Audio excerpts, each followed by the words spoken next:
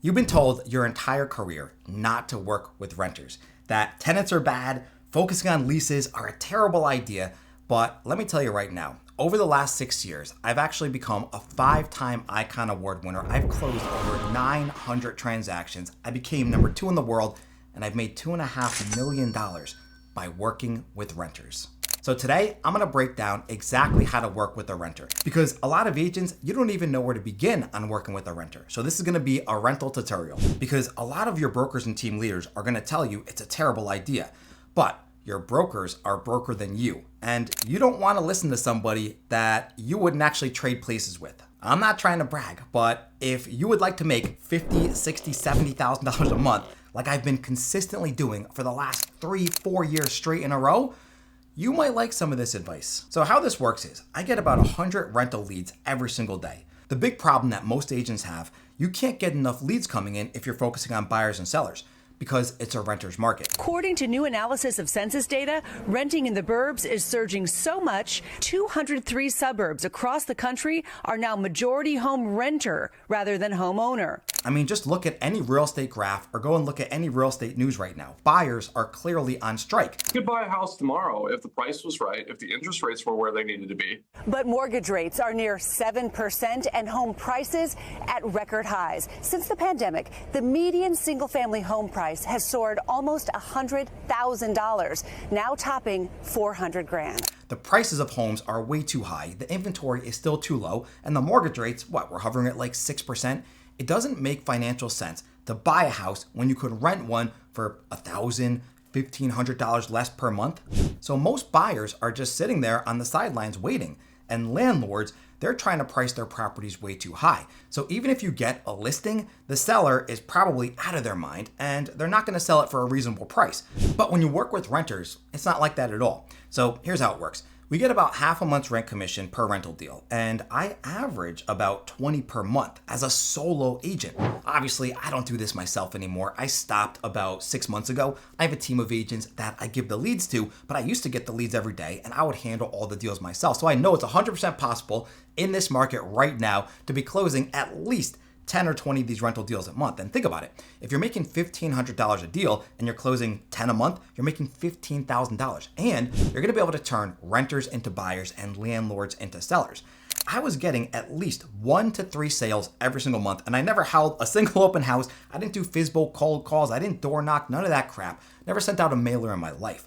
All I did was focus on renters, and I would get so many referrals. Guess what? Some of them would want to buy and sell a house. And a lot of my tenants, they would actually buy a house a year or 2 years into their lease. But it gets even better, because if you do this correctly, you could actually turn some of your renters right now into buyers before you even get them into a rental. One of the things you also teach is turning renters into buyers.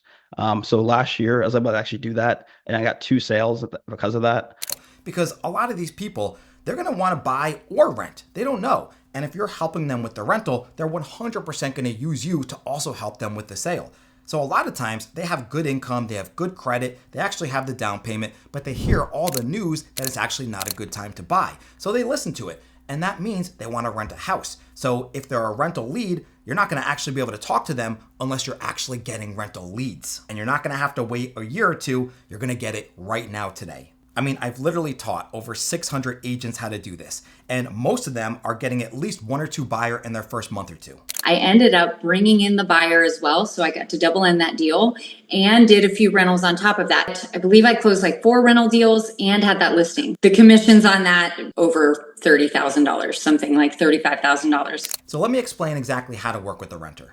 The commission structure is going to vary per deal that you do. So if you're working with a landlord, typically you're going to get anywhere from half a month's rent to a full month's rent commission. And again, this is going to depend on what state you're in, but typically that's the norm. So as an example, if it's a $3,000 rental property, you're going to get $3,000 typically for representing a landlord. And you're only going to put in about 1 or 2 hours of work. It's really, really simple. Unless you actually get the tenant and double end it, you might put in an extra half an hour of work, which brings me to the tenants. If you want to work with a tenant, typically you're going to get about half a month's rent commission, because if the listing agent gets a full month's rent commission, usually they're going to split it with you, 50-50, just like when you work with a buyer. Now, if you're in a state that doesn't actually do that, right? If they don't split it with you, sometimes you might only get $100, $200, $300 per deal. let me give you a really cool tip.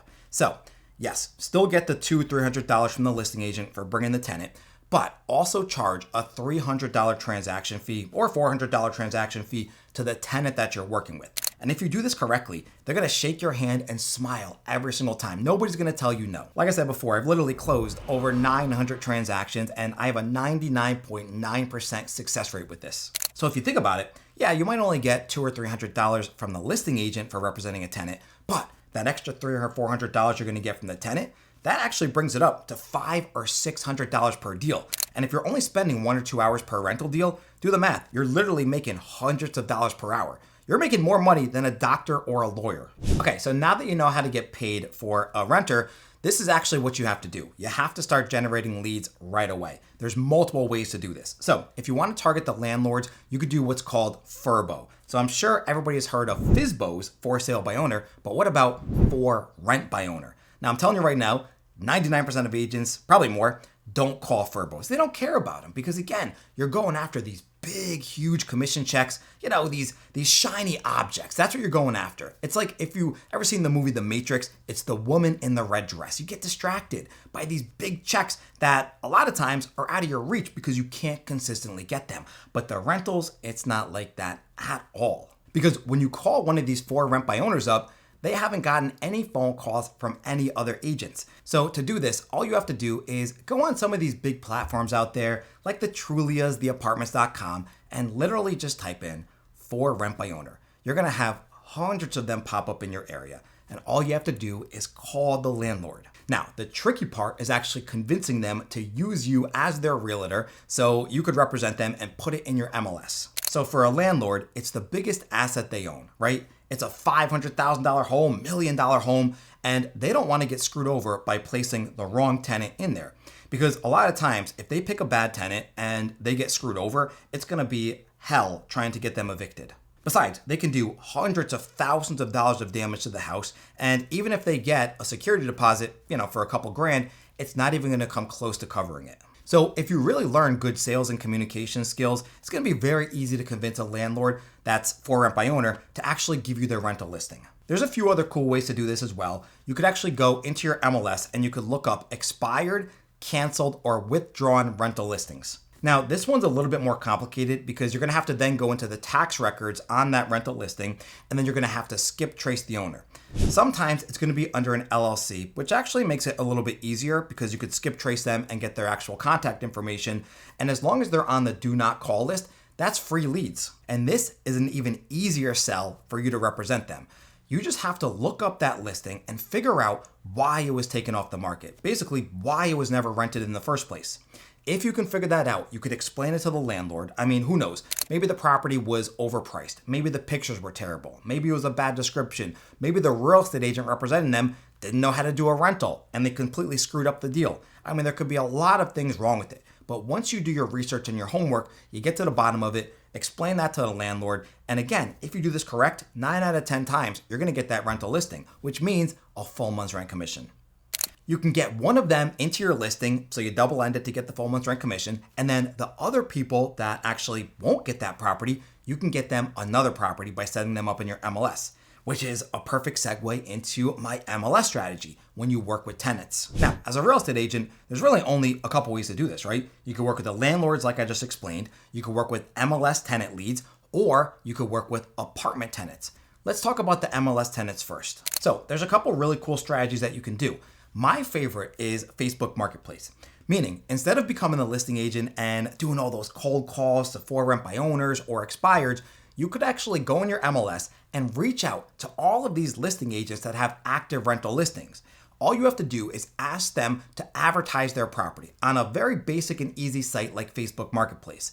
And again, if you do this correct, they're going to let you advertise it 100 out of 100 times. The biggest tip I can give you here, once you put the property in Facebook Marketplace, try to get the tenant off of Facebook Messenger as soon as humanly possible. Because again, you're going to be getting tons of these messages every single day. So try to respond to them as quick as you can, and then try to get them off of Messenger onto your cell phone, right? If you can get them off of Messenger and get them on the phone immediately, you have a 99% chance to actually convince them to work with you, because that's the ultimate goal here. Because remember, you could only get one tenant into that property. So if you have 50 people that reach out to you for this one property, that means you're gonna have 49 extra leads. So you wanna actually set them up with a custom search directly in your MLS. Now, if you do this right and you filter out just the properties that they want, like their criteria only, you're actually gonna send them about 50 to 100 properties total. And then every single day, they might get a new listing here or there. Now, this is gonna be automatic because you're gonna set them up on a custom subscription. So they're gonna think that you're sending them brand new properties every single day, but in reality, you're not. The actual MLS system is doing it for you because you set them up to begin with. You're gonna look like a hero, and as long as you're following up with them every day, maybe 2 times per day, you're actually gonna keep them loyal to you, so they're not gonna ghost you and move on to another agent. From here, you wanna set up showings, okay? Well, technically, there is 2 ways to do this. You could set up showings, or you could do what I like to call a pre-offer, meaning you're gonna collect the rental application first, like the credit background eviction report. As long as you do that, you're gonna send the offer in to the listing agent before you actually show the property, meaning you're not gonna actually waste your time if the owner says no to them. I just want you to bear in mind, this is more of an advanced strategy, so if you're not comfortable doing that first, because you can scare the tenant away if you don't have really good sales and communication skills, just show them their top 3 favorite properties. No more than that. Remember, this is not a buyer. There is no reason they should see 20 rental properties. I mean, literally, no reason whatsoever. So now, once you actually go and show the property, it's very easy from there. If you haven't already done your pre-offer, just collect a rental application, which is gonna be a credit background eviction report rental application. Then you're gonna collect the proof of income, which could be 3 bank statements, it could be 3 pay stubs, it could be an offer letter, and then you're gonna collect a picture of their driver's license. Once you have all that, it's called a full package. All you have to do is write up a quick little contract to lease, which is a very, very simple document. Typically, it's just 1 or 2 pages. It's just the very basics of the rental deal, right? Like if they're paying first, last, and security, maybe they have bad credit, so you got to do a double security deposit. You got to put the information of when they're going to move, the property address on there, whether they have pets or not, all those little minor details, and you're going to put your commission on there as well. Because remember, since the NAR settlement, we don't actually have these commissions listed in the MLS. So we always want to put it in our offer of what we want for the commission. And typically, like I said, if you're representing the tenant, you're gonna want about half a month's rent commission. At this point, you could also put your $300 transaction fee on there as well. Okay, next, you're gonna submit this full package to the listing agent for whichever properties that they want. And I do recommend submitting multiple offers to multiple properties if their credentials aren't good. Once the offer is accepted, typically the listing agent is gonna write up the lease agreement, they're gonna send it over to you, and you have a simple job of just briefly going over it with the tenant. Once it's done, this is very, very important. You wanna collect 1 month's rent in escrow. Now, do not skip this step because you don't want the tenant going and finding another property if they don't have any kind of skin in the game. So I know it might sound tempting at this point just to have the lease agreement signed and take their word for it, they're gonna move in, but trust me, you need to collect that 1 month's rent. As long as it's legal and you're not like co-mingling funds or anything, crazy like that, then you're fine. Which then brings us to the final walkthrough. So you're just sitting back and waiting until that designated move-in time. Once you go to the final walkthrough, you're gonna bring a rental checklist with you, just to make sure the property is in the same condition it was when you did the original showing. Now, you don't have to get crazy with this, but just make sure all the appliances are working, make sure there's no chips in the paint or cracks in the tiles or anything major. And if you find anything like that, just make sure you mark it down so the tenant doesn't get charged when they move out. Another big tip, take a magnetized business card and put it on the tenant's refrigerator.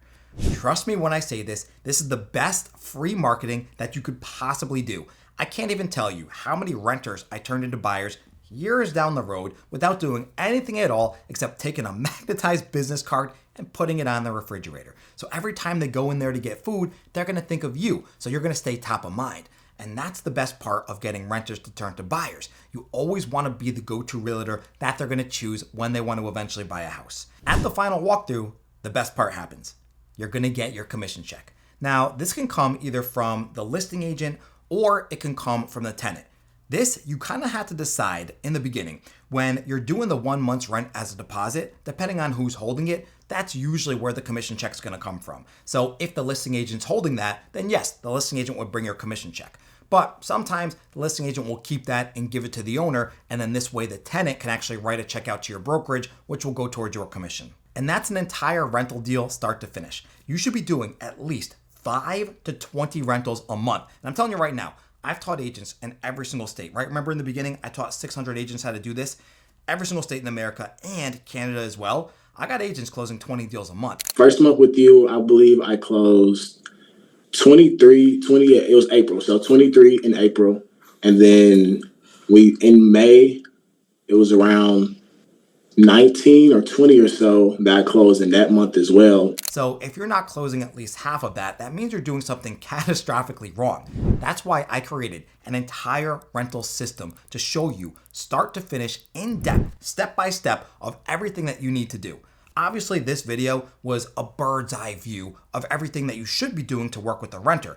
But in my rental system, it's called Rich at Rentals, I break everything down in order so you can actually save years of trial and error.